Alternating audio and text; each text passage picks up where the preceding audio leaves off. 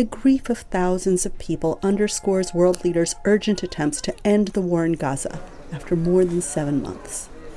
Fear hangs over the people of Gaza as they scramble for safety under the shadow of a threatened full Israeli offensive into the crowded city of Rafah. And growing youth anger over the unceasing violence has inflamed American universities and spread beyond the shores of the U.S. At this delicate point, the White House said Monday that Washington is still plugging away at negotiations in Cairo aimed at securing the release of hostages and a truce.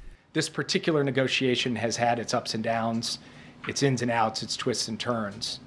And what I laid out in my opening comments remains the case. There could be a ceasefire tomorrow if Hamas would just go ahead and release women, wounded, and elderly.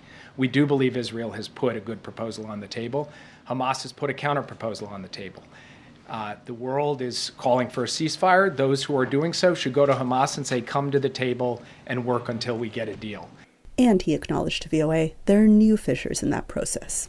Egypt, which is hosting the negotiations, recently came out in support of South Africa's International Court of Justice case against Israel for genocide. I can't say that it's helpful to the discussions between Egypt and Israel to try to sort out the humanitarian assistance and access issues, but I do know that Egypt, Israel, the United States, the United Nations, we are all trying to work together to figure out a way forward. Analysts say Washington's message is also muddled, especially on Israel's plans to mount a major military operation in the southern Gaza city of Rafah.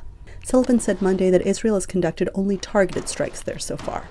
There's been some mixed signals from the administration. Sometimes it seems like they're against anything in Rafah. Sometimes they say, no, we're not against, but we just haven't seen the right sort of plan.